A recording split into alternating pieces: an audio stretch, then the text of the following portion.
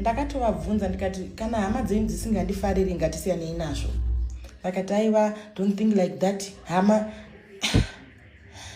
inini guys asida kunyepa, handidi kunyepera, ida kuti mubva matozvinzwisisa. Munhu achandiroora, kuroorwa kana kusaroorwa, it's okay with me. Handifi ndakasiya social media kuda kufadza hama dzemurume o kuda kufadza munhu. We understand kuti kufamily kwavo kwakadzidzwa. They don't understand social media, but social media iyoyi, through this social media ndane stand yangu inoti mabridge, not Bridget Panashe Marufu. Handifi ndakasiya social media iyi nekuda kufadza hama dzemunhu kana kuda kufadza munhu, never. And I don't think kuti treatment yavakandiita dai yakaitirwa mwana wavo vaifara.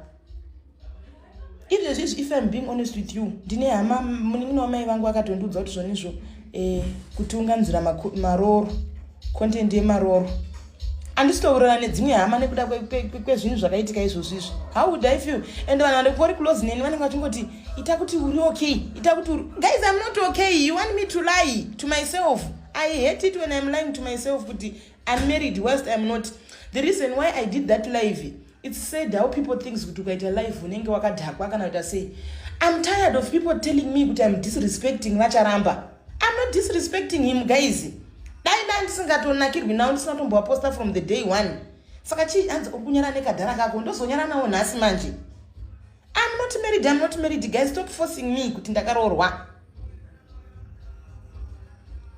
And it's so sad how Towers and Mother thinks kuti nini I'm so stupid because zvinhu zvangu nini hapana kana aizviziya. Towers ndiye munhu wandakaudza. Mother vozoya neinformation yangu pa online. It's okay. But vacharamba zvamunoitaka dai zvaitirwa vana venyu, you were not going to be happy. You know what hurts me the most? Hama yavacharamba ndataura nayo kuseri, ndiri broken, ndiri hate. Yobva yalikisa audio yangu, yobva yapa mabloggers. Yakunokomenda kuti hamumuzivi musikana anoda content. Knowingly very much kuti audio taitaura kuseri. Vacharamba vacho vakutoya kwandiri zvikanzi so Bridget, you think hanzi so Bridget wafunga kubudisa zvinhu zvedu painternet. Knowingly kuti hama yawo yalikisa audio yangu. I'm hate, guys, I'm hate. Hama yawo yobudisa audio yangu. Makadi kubudisa pakuti hama yenyu haina kuyakana netse. Maakubudisa side ndichitaura unge maybe I'm a bad person. I'm not a bad person. People take advantage of me, guys. I'm a very lovely and sweet person. Maakubudisa audio pandiri kuti makadi kutaura pekuti hama yenyu haina kuya nechinhu. Maakulikisa audio and ndataura tiri kuseri when I'm broken. You take it as a joke. Alikisa audio yangu akutouya comment section akomenda kuti musikana hamuzivi yake kana afunga zvecontent. How dare would you break me like that? Ningi mabirijo muzioni uya waikuda uya client yako iya waikuda zvisingaiti endi wakatoda munhu uya uchiziva kuti ane mari asi kuti hama dzakakuramba. Ndazvitaura ini makuseni nike zvino wakuzvitaura wega kuti haungasiyi social media. Mabirijo une dzungu wanzwisa. Ndoda kuudza chokwadi kuti hakuna murume anozomboda kukuroora futi nekungwarangwandu kwako wakaita uko. Ndataura ini makuseni ndikati mabirijo uchida zvekuroorwa ibva pasocial media.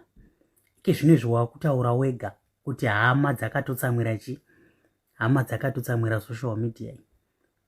Nai mabirijo imbondiudza chaizvo nekungwarangwandu kwako wakaita ukoko, especially video wakaita uri mubhawa riyari.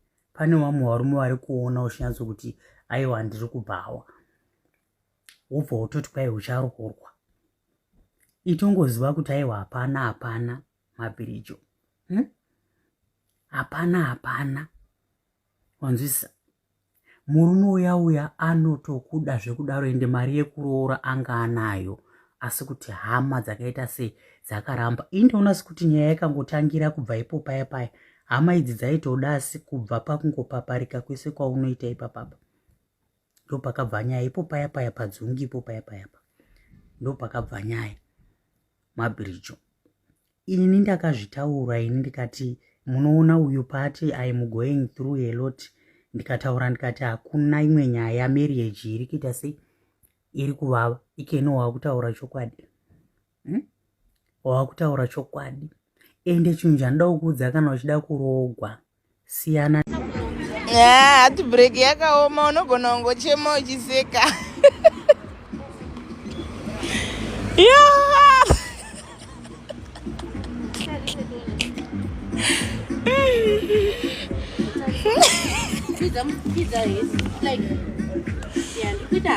yeah,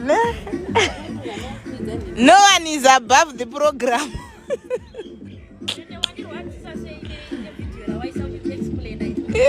Mom's not explaining.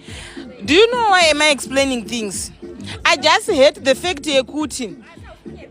I don't like ikuti munhu oposta chinhu olikisa chinhu ndo blame for it. Yes, babe. Aita henyu but ndiri kutochema ndichiseka. Because kuti ndiite video nchichema hazvi make sense. Akutongoseka ndochemera mukuseka imomo.